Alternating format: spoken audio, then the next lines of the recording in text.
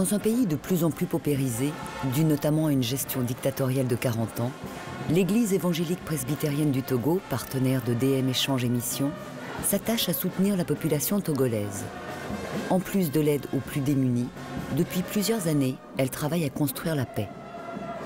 Après les débordements de violence survenus au moment des élections de 2005 et la répression subie par les Togolais durant des décennies, l'Église évangélique presbytérienne du Togo a lancé plusieurs projets sociaux, et notamment de formation à la communication pacifique et non violente.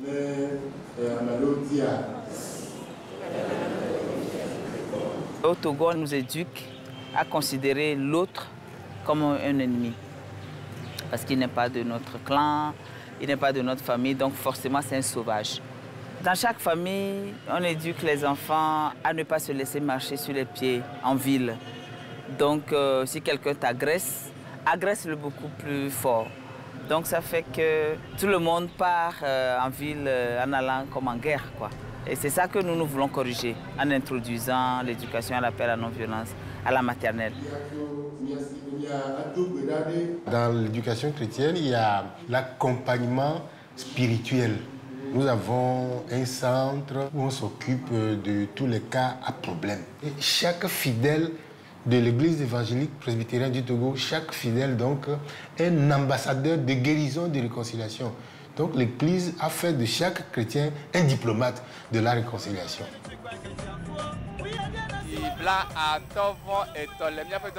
Radio est à 15h53. Nous sommes toujours dans l'émission dédicace des auditeurs. Le standard, c'est le 220 27 94. Pour toucher les gens là où ils sont, les émissions de radio Ephata, aussi connues sous le nom de la Voix du Presbytérien, défendent elles aussi la promotion de la paix. Radio Ephata, allô? Oui, bonsoir. Dada. Apprendre à se faire entendre pacifiquement, gérer les bisbilles entre les collègues, éviter que les conflits dégénèrent sur les étals des marchés. Pratiques et concrets, les cours de communication non violente sont proposés tant aux hommes, aux femmes qu'aux enfants. Des cours utiles au sein des familles, à l'école ou encore au travail. 2 pasteurs gèrent l'une de ces formations, celle des violences familiales. Ici, c'est la branche togolaise qui pilote le projet de communication pacifique et non violente. Nous évoluons dans le domaine de la formation, c'est-à-dire l'éducation citoyenne. Nous avons essayé de travailler sur 2 éléments essentiels, le sentiment et le besoin d'une personne. Je n'arrivais pas aussi à entendre, à écouter mes enfants, mais après la formation, j'ai essayé de pacifier ma famille. Nous vivons maintenant dans la paix. Et puis avec mon mari, on s'entend maintenant mieux. Sinon, avant cette formation, vraiment, très souvent, c'est la guerre. À la maison, mes enfants ont senti ce changement, surtout ma grande fille. Elle fait maintenant la seconde. Elle m'a dit que maman, depuis votre formation, là, tu as changé. D'autres enseignants ont témoigné, ils utilisaient le bâton. Mais avec cette formation, ils disent, on n'avait pas compris, utiliser le bâton, c'est dangereux. Ça ne fait qu'inculquer la violence aux enfants. Et à travers ces formations, les enseignants, beaucoup d'entre eux ont renoncé au bâton et ont adopté des méthodes plus pacifiques. La formation a beaucoup changé ma vie, dans ce sens que j'arrive maintenant à comprendre l'autre, à comprendre aussi sur le domaine du foyer à la maison, par exemple. J'essaie maintenant de comprendre ma femme dans ses sentiments, ce qu'elle a besoin. Nous voulons que la formation touche toutes les couches de la population. On a incité sur le clergé, parce qu'ils sont appelés à donner les messages de paix, ils sont appelés à gérer les conflits dans les églises. On a parlé des jeunes parce qu'aujourd'hui, c'est eux qui sont les plus violents. On a pensé aux femmes parce qu'elles sont des éducatrices. On a pensé aux enseignants. Ceux qui ont été formés vont former aussi, c'est une formation de formateurs. Donc ça fait un effectif d'environ 300 personnes qui ont été formées à la communication pacifique et non violente. Un autre cours est réservé à la gestion des conflits sur les lieux de travail. Une vingtaine de femmes par session suivent la formation soutenue par l'Église presbytérienne au travers de WANEP, un réseau africain pour l'édification de la paix. Dans ce réseau, nous faisons l'éducation, la sensibilisation, la formation sur toutes les questions de paix, de non-violence. Pendant 2 jours, nous avons pu identifier ensemble les conflits qui se posent à vous dans les marchés. Et pour nous, au niveau de WANEP, c'est le lieu de vous remercier très, très sincèrement pour votre implication, pour votre dévouement, pour votre engagement à faire la paix autour de vous, pour qu'ensemble nous puissions bâtir la paix au Togo. Nous travaillons avec les femmes qui sont toujours confrontées à des conflits, soit avec les enfants dans le domaine de l'éducation, avec la belle famille, les parents, sur leur lieu de travail, avec cette discrimination basée sur le sexe aussi, sur le genre. Donc nous faisons beaucoup de choses pour permettre aux femmes d'avoir des réactions non violentes face à tous les conflits, tous les genres de conflits auxquels elles font face. Et puis à savoir également transmettre ces valeurs de non-violence et de paix à leurs enfants. Surtout avec les femmes rurales, nous utilisons beaucoup de jeux de rôle. Et à la fin du jeu, on tire des conclusions. Au marché, très souvent, il y a la querelle. Donc, on nous a appris que nous devons se diriger vers la paix dans le marché, être en paix avec tout le monde et essayer de gérer la situation. Je vends le maïs. Bon, mon lieu de travail, ça a changé. Avant, quand les gens passent là, ça me fâche. Et parce que je me dis, bon, ils sont en train de me perturber vraiment mon étalage. Il vaudrait mieux leur dire, bon, mes chers, bon, il y a les cailloux qui vont vous faire tomber, faites ça, ne pas passer par ici. C'est-à-dire, j'ai essayé de changer de stratégie pour apaiser la tension. Nous apportons plutôt une approche non violente à tout ce que vous faites déjà, pour que, en communiquant entre vous, vous utilisez plutôt les mots qui ne fâchent pas que les mots qui fâchent.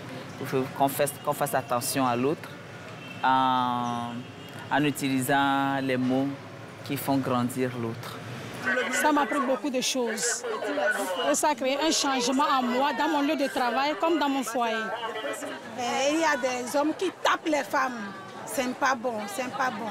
On nous a appris, nous ne sommes pas des animaux. La femme a son droit aussi de vivre, prendre son décision comme les hommes. On nous a montré ce qui est notre droit comme femme, notre valeur. On nous a montré ça dans la formation.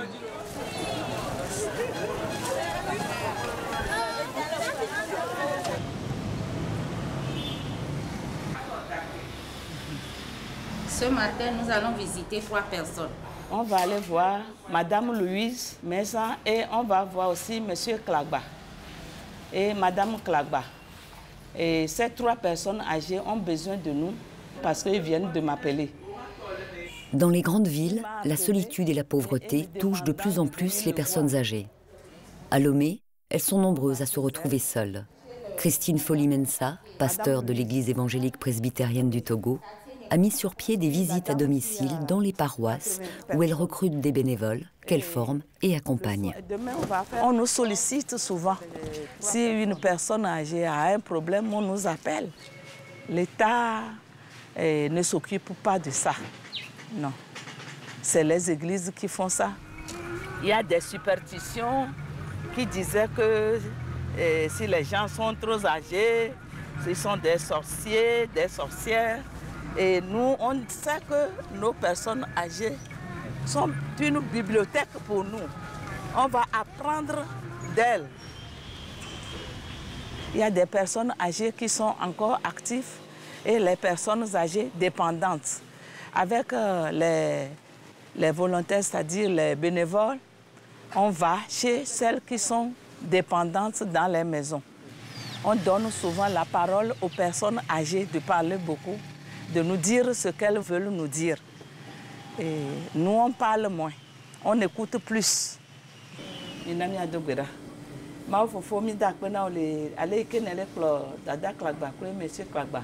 Avant, on vivait dans les villages et on se connaissait.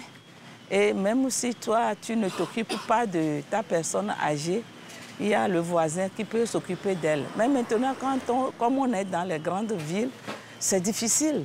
Les gens ne se connaissent pas. Les gens viennent du Bénin, les gens viennent de Kativu, les gens viennent de la Nero, partout là, et on est en ville. Et les gens ont des enfants, mais les enfants sont ailleurs. Ils travaillent. C'est ça qui a changé maintenant, que les personnes âgées ne sont plus encadrées comme avant.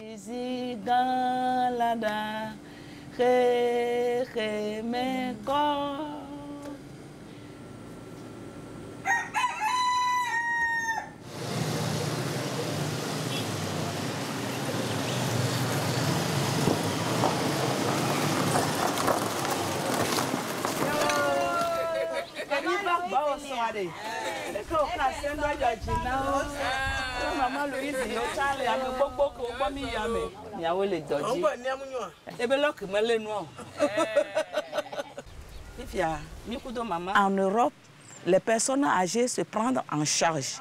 Elles peuvent payer leur maison de retraite, elles peuvent payer même le jour de leur enterrement d'avance, mais ici, il n'y a pas ça. Et la différence aussi est que les personnes âgées en Europe, eux, ils trouvent à manger chaque jour. Mais ici, les gens souffrent beaucoup avant de trouver à manger et elles vivent souvent par entraide. Et de petits cadeaux des autres, et des fois, c'est le voisin qui donne un peu avant qu'on trouve à manger. Ici, chaque jour suffit sa peine.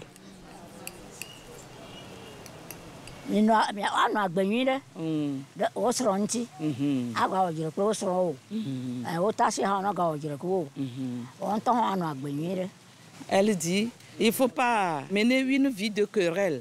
Il faut vivre dans la paix avec tout le monde. Et il ne faut pas être trop exigeant aussi avec son mari. Alléluia, Alléluia. Ce qui m'a motivée à aller vers les personnes âgées pour les accompagner, c'est ma foi chrétienne aussi qui joue. Et l'humanité aussi. Et je sais que celui qui souffre là, c'est mon prochain. Et je dois aller l'aider avec le peu que moi aussi j'ai. Je partage avec cette personne.